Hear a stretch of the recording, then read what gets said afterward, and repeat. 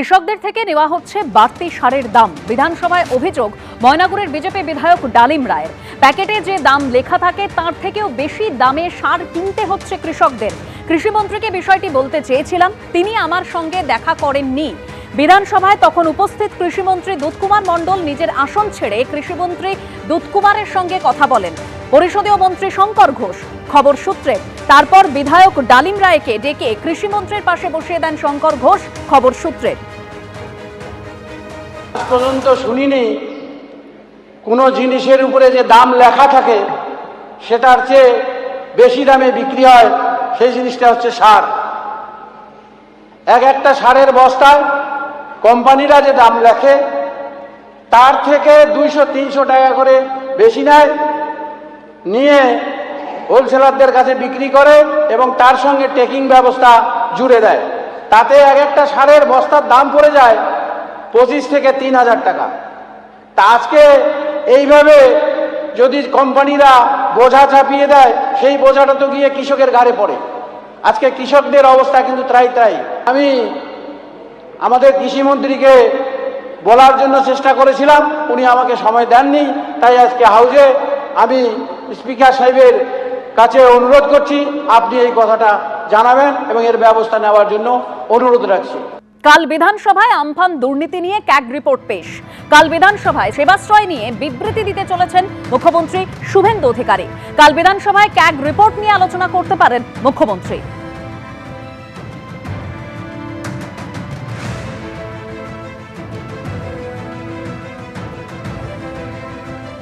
25 তারিখ ক্যাগের রিপোর্ট প্রকাশ্যে আসবে। দুর্নীতিতে যেই জড়িত থাকুন তার বিরুদ্ধে ব্যবস্থা নেওয়া হবে। কি বলেছিলেন মুখ্যমন্ত্রী শুভেন্দু অধিকারী, শুনুন। আমরা এক্ষেত্রে খুব পরিষ্কার বলতে চাই, আগামী 25 তারিখে ক্যাগের রিপোর্টগুলো তো প্লেস হবেই। পরবর্তী সেশনে আমরা ক্যাগের রিপোর্ট নিয়ে ডিসকাশন এবং তার যে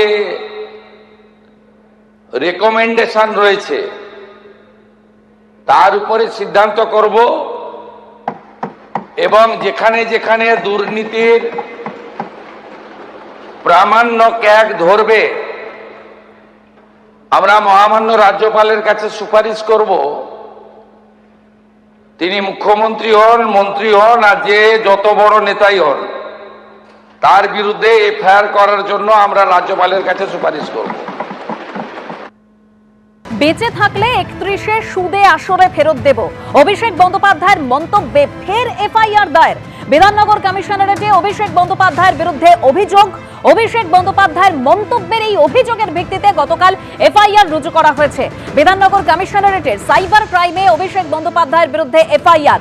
8টি ধারায় বিধাননগর কমিশনারেটে অভিষেক বন্দ্যোপাধ্যায়ের বিরুদ্ধে এফআইআর রুজু করা হয়েছে। আমতলায় সাংসদ অভিষেক বন্দ্যোপাধ্যায়ের 5তলা অফিস বুলডোজার দিয়ে ভাঙার ঘটনা, বেআইনিভাবে তৈরির অভিযোগে অফিস ভাঙার ঘটনার প্রেক্ষিতে অভিষেক বন্দ্যোপাধ্যায় তিনি মন্তব্য করেছিলেন, আর সেই মন্তব্যের প্রেক্ষিতেই এবার এফআইআর রুজু করা হলো।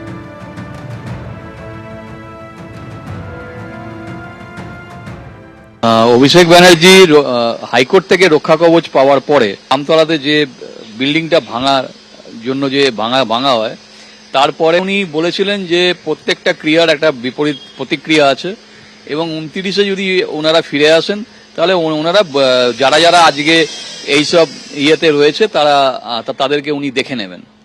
তো এই যে উনি দেখে নেবেন বা এই যে ভাষাগুলো উনি ব্যবহার করছেন, এগুলো আমাদের পক্ষে থ্রেট হয়ে যাচ্ছে। উনি রাজনৈতিক ভাষাই দিন বা যে ভাষাই দিন, এবার সমস্যাটা হচ্ছে, দেখুন, উনি কলকাতা হাইকোর্ট থেকে রক্ষা কবচ নিচ্ছেন। আমরা সাধারণ মানুষ, আমাদের তো এত রক্ষা কবচ আমরা এগুলো বুঝি না। আমাদেরকে এইটা থ্রেট মনে হয়েছে। আমরা বিধাননগর কমিশনারেটে পুরো উনি যা বলেছেন সেই বক্তব্যটাই আমরা বিধাননগর কমিশনারেটকে লিখিত জানিয়েছি। এখানে এফআইআর গতকাল হয়েছে। মনে করছেন অভিষেক বন্দ্যোপাধ্যায়ের এই যে স্টেটমেন্ট, সেটা হুমকির সমান? একদম, এটা হুমকি। কারণ হচ্ছে উনি মানে বিজেপি কর্মীদের উদ্দেশ্যে কথাটা বলেছেন, কিন্তু একটা জিনিস উনি হয়তো ভুলে গেছেন, প্রথম এফআইআরটা আমি করেছিলাম, ফার্স্ট এফআইআরটা আমি করেছিলাম এবং যার জন্য ওনাকে এসিজেএম কোর্টে এসে দাঁড়াতে হয়েছে। তো সেইখানে দাঁড়িয়ে আজকে ধরুন আমার যে পরিস্থিতি, আমি যে কোনো সময় মার্ডার হয়ে যেতে পারি। অভিষেক বন্দ্যোপাধ্যায়ের আমতলার যে 5তলা অফিস যেদিন ভাঙা হচ্ছিল সেদিন অভিষেক বন্দ্যোপাধ্যায় ঠিক কি মন্তব্য করেছিলেন, যে মন্তব্যের প্রেক্ষিতে আজকে এফআইআর দায়ের হয়েছে, শুনুন। কিনে অফিস বানানো হয়েছে, তার প্ল্যান রয়েছে, বৈধ নথি রয়েছে, সব হাইকোর্টে আমরা জমা দেবো। তারপরেও আপনারা ক্ষমতা দেখাতে গিয়ে যে পার্টি অফিস ভেঙেছে, প্রত্যেক ক্রিয়ার সমান এবং বিপরীত প্রতিক্রিয়া আছে, এটা বিজেপির নেতারা যেন ভুলে না যায়। আর ঈশ্বর সৃষ্টিকর্তা সর্বশক্তিমানের আশীর্বাদে যদি বেঁচে থাকি, ওই যে বললাম যে আইনের যে ধারায় আপনারা এই অত্যাচারগুলো করেছেন, একই আইনের একই ধারায় 31-এ ফিরিয়ে দেবো, সুদ সমেত। কথা দিয়ে গেলাম। মোট 8টি ধারায় বিধাননগর কমিশনারেটে অভিষেক বন্দ্যোপাধ্যায়ের বিরুদ্ধে এফআইআর রুজু হয়েছে। আর বিধাননগর কমিশনারেটে সিপি কি বলেছেন, শুনুন। এটা কালকে একটা সাইবার পুলিশ স্টেশনে একটা এফআইআর হয়েছে, ওটা ওটা যে আছে ওটা আপনারা পরে আমি বলে দেব। অভিযোগের পাহাড়ে সেবাশ্রয়, কাল বিধানসভায় মুখ্যমন্ত্রীর বিবৃতি। অভিষেক বন্দ্যোপাধ্যায় সেবাশ্রয় নিয়ে একের পর এক অভিযোগ। সেবাশ্রয় নিয়ে এবার বিধানসভায় সরব হয়েছেন ফলতার বিজেপি বিধায়ক। কাল বিধানসভায় বিবৃতি দেবেন মুখ্যমন্ত্রী, জানালেন পরিষদীয় মন্ত্রী। মাঠ দখল করে সেবাশ্রয় ক্যাম্পের অভিযোগ করেছেন বিজেপি বিধায়ক। নার্সিংহোম থেকে জোর করে মেশিন আনার অভিযোগ করা হয়েছে। মাটি খুঁড়ে ওষুধ পাওয়া গিয়েছে, সেবাশ্রয় নিয়ে অভিযোগ পরিষদীয় মন্ত্রীর। এই সেবাশ্রয় ক্যাম্প নিয়ে বলতে গেলে এই আমাদের ফলতাতে মাটির নিচ থেকে সেবাশ্রয় ক্যাম্পের ওষুধ পাওয়া যাচ্ছে। সংক্ষেপে মাটির নিচ থেকে সেবাশ্রয় ক্যাম্পের ওষুধ পাওয়া যাচ্ছে। স্যার, এখানে যত নার্সিংহোম রয়েছে তাদের ফোর্স সৃষ্টি করে কারুর কাছে ইসিজি মেশিন, কারুর কাছ থেকে স্যার এক্স রে মেশিন সমস্ত কি নিয়ে যাওয়া হয়েছে। সেখান থেকে সব জায়গা থেকে সব এগুলো পুলিশ তদন্তের স্বার্থে সিজ করে নিয়ে যাচ্ছে। এখন স্বাস্থ্য পরিষেবা পুরো ভেঙে পড়েছে। স্যার এখানে স্যার আপনি স্যার দেখতে পাবেন, কয়েকদিন যাবত দেখা যাচ্ছে যে কয়েকটা এফআইআর হয়েছে সেবাশ্রয় ক্যাম্প নিয়ে, তার তদন্ত চলছে। স্যার এখানে আমার বলার যেটা স্যার, যেভাবে সেবাশ্রয় ক্যাম্পে এইরকম পরিবেশ পরিস্থিতি রয়েছে, যেখানে স্বাস্থ্য পরিষেবা যুক্ত, যেখানে স্যার স্বাস্থ্য করতে গিয়ে কয়েকজন বিকলাঙ্গও হয়ে গেছে, এবং যে ওষুধগুলো চিকিৎসা করা হয়েছিল সেগুলো মাটির নিচে পড়ে গর্ত খুলে পুঁতে দেওয়া হয়েছে।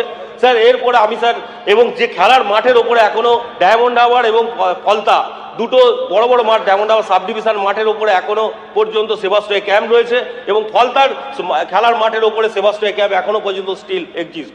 এবং স্যার সব থেকে বড় জিনিস স্যার যেটা বলার, লোকের মুখে শোনা যাচ্ছে 4 তারিখ 12টার পরে নাকি ওখানে বিজেপি যারা করতো তাদের নিয়ে এসে সেবা করা হতো, সেই জন্য সেবাশ্রয় ক্যাম্পগুলো রেখে দেওয়া হয়েছিল। পরবর্তীকালে খুঁজে পাওয়া যায়নি। অত্যন্ত গুরুত্বপূর্ণ অভিযোগ এই সেবাশ্রয় নিয়ে এসছে, সেটা ফলতা বা ডায়মন্ড হারবার, নন্দীগ্রাম ইত্যাদি প্রত্যেকটি ক্ষেত্রেই সেবাশ্রয়ের নিয়ে যে অভিযোগ এসছে, সেই অভিযোগ নিয়ে মাননীয় মুখ্যমন্ত্রী আগামীকাল বিধানসভার সদস্যদের সামনে তিনি একটি বিবৃতি দেবেন।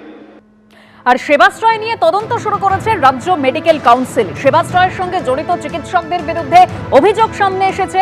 চিকিৎসকদের বিরুদ্ধে শাস্তিমূলক ব্যবস্থা চেয়ে মেল মারফত চিঠি অভিজিৎ দাসের। থানার পর এবার সরাসরি কাউন্সিলে লিখিত অভিযোগ করেছেন বিজেপি নেতা। মেল পেয়েছি, যে অভিযোগ করা হয়েছে তাও খতিয়ে দেখা হচ্ছে, দাবি করা হয়েছে রাজ্য মেডিকেল কাউন্সিলের তরফে।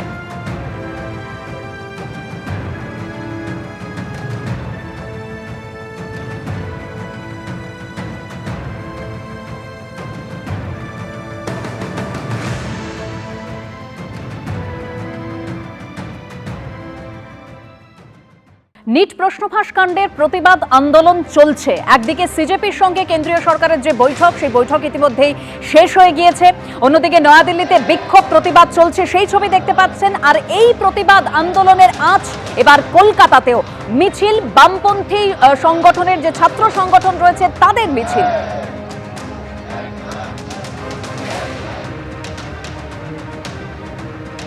নিট প্রশ্নফাঁস কাণ্ডে ধর্মেন্দ্র প্রধানের ইস্তফার দাবিতে অনড় সিজেপির প্রতিনিধিরা।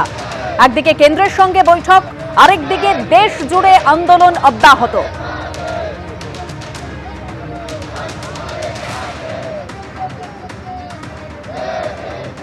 কেন্দ্রের সঙ্গে ককরোচ জনতা পার্টির প্রায় 2 ঘন্টার বৈঠক হয়। কেন্দ্রীয় শিক্ষামন্ত্রীর পদত্যাগ সহ 3 দফা দাবি আন্দোলনকারীদের, যেখানে কেন্দ্রীয় শিক্ষামন্ত্রীর পদত্যাগের দাবিতে অনড় সিজেপির প্রতিনিধিরা। তাদের যেটা প্রথম দাবি সেটা হচ্ছে কেন্দ্রীয় শিক্ষামন্ত্রীর পদত্যাগ। দ্বিতীয় দাবি, আত্মঘাতী পড়ুয়াদের যে পরিবার তাদের 1 কোটি টাকা করে ক্ষতিপূরণ দিতে হবে। তৃতীয় দাবি, সিজেপির আন্দোলনকারীদের বিরুদ্ধে সব এফআইআর প্রত্যাহার করে নিতে হবে। দ্বিতীয় ও তৃতীয় দাবির ক্ষেত্রে ইতিবাচক কেন্দ্র, এরকমই সিজেপির তরফে দাবি করা হয়েছে। তবে শিক্ষামন্ত্রীর ইস্তফার বিষয়ে কেন্দ্র সময় চেয়েছে, দাবি সিজেপির। কাল ফের বৈঠক হওয়ার কথা রয়েছে। এই আজকের যে বৈঠক, সেই বৈঠক শেষে জানালো সিজেপির প্রতিনিধিরা। জেপি নাড্ডা, জিতেন্দ্র সিং এর সঙ্গে সিজেপির আজকে 2 ঘন্টার বৈঠক হয়। একদিকে এই বৈঠক চলছিল যখন, অন্যদিকে কিন্তু দেশ জুড়ে এই আন্দোলন সেটা অব্যাহত। দিল্লি থেকে কলকাতা প্রশ্ন ফাঁসের প্রতিবাদে আন্দোলন অব্যাহত।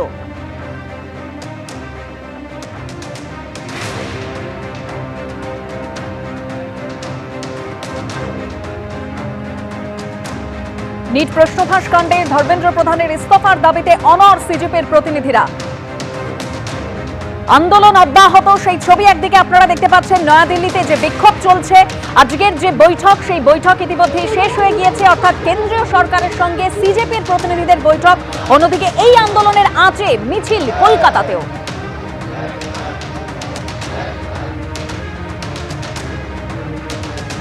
প্রায় 2 ঘন্টা আজকে বৈঠক হয় সিজেপি প্রতিনিধিদের সঙ্গে কেন্দ্রীয় সরকারের।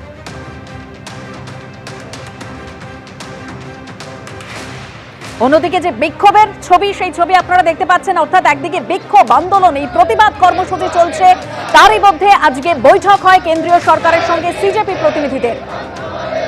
অন্যদিকে এই প্রতিবাদের আজ কলকাতাতেও, সেই ছবি সরাসরি রেখেছি আপনাদের সামনে। মিছিল বামপন্থী ছাত্র সংগঠনের।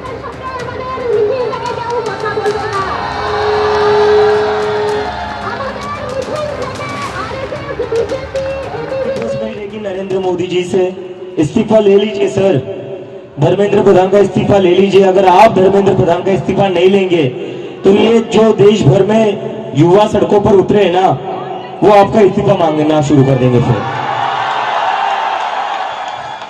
तो स्टूडेंट्स की भी भलाई इसी में है कि धर्मेंद्र प्रधान का इस्तीफा हो जाना चाहिए, और स्टूडेंट्स से ज्यादा भलाई नरेंद्र मोदी की है कि धर्मेंद्र प्रधान का इस्तीफा हो जाना चाहिए। आज मैं और आशुतोष जब गए जेपी नड्डा जी के साथ, डॉक्टर जितेंद्र सिंह जो डीओपीटी के भी मिनिस्टर है, पीएमओ के भी मिनिस्टर है, वो वहां पे मौजूद थे, साथ में उनके 1-2 ऑफिसर्स भी। हम लोगों ने बहुत साफ शब्दों में और राइटिंग में उनको बताया हमारे 3 मेन डिमांड्स। नंबर 1 क्या है? सुनाई नहीं दे रहा है? धर्मेंद्र प्रधान इस्तीफा दो। तो नंबर 1 डिमांड जो नॉन नेगोशिएबल है कि या तो धर्मेंद्र प्रधान इस्तीफा दे या तो उनको मंत्रिमंडल से बर्खास्त करे सरकार, नॉन नेगोशिएबल। नंबर 2, 1 करोड़ का मुआवजा सारे फैमिलीज के लिए जिनके बच्चे इस नीट के ब्रोकन करप्ट एजुकेशन सिस्टम के वजह से आत्महत्या करके मर गए, 1 करोड़ का मुआवजा। नंबर 3, जितने हमारे भाई बहन यहाँ पे पीसफुल तरीके से प्रोटेस्ट कर रहे थे एंड जिन्होंने ब्रुटैलिटी सहा पुलिस के वजह से एंड उनके ऊपर एफआईआर दर्ज हुआ, वो सारे एफआईआर विड्रॉ किए जाए। किसी के ऊपर एफआईआर नहीं होना चाहिए, अगर हुआ है तो वो सारे एफआईआर विड्रॉ हो एंड सरकार एक सॉवरेन गारंटी दे हमें लिखित में कि फ्यूचर में भी किसी को टारगेट नहीं किया जाएगा।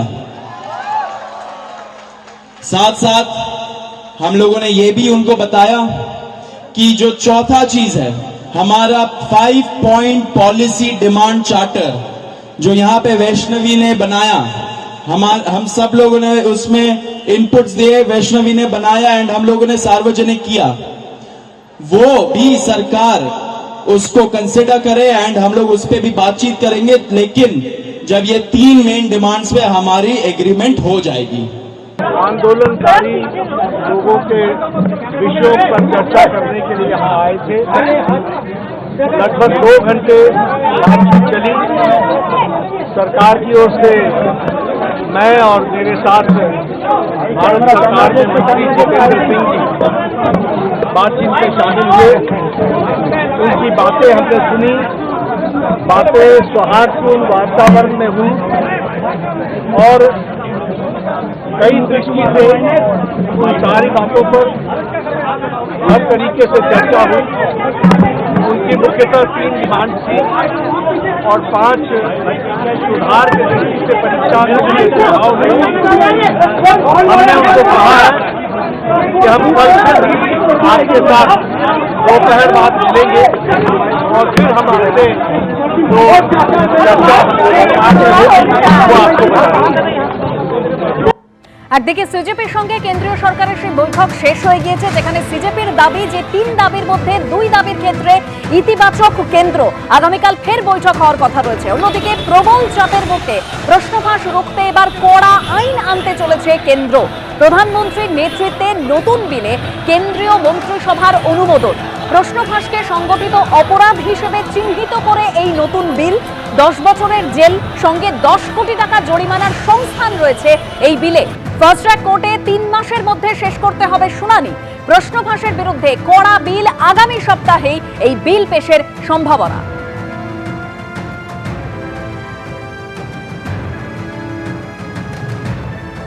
আর অন্যদিকে এই যে ছবি দেখতে পাচ্ছেন, নিট প্রশ্নফাঁস কাণ্ডের যে প্রতিবাদ, সেই আন্দোলনের আঁচ এবার কলকাতাতেও। শিয়ালদা থেকে ধর্মতলা পর্যন্ত মিছিল বামপন্থী ছাত্র সংগঠনের।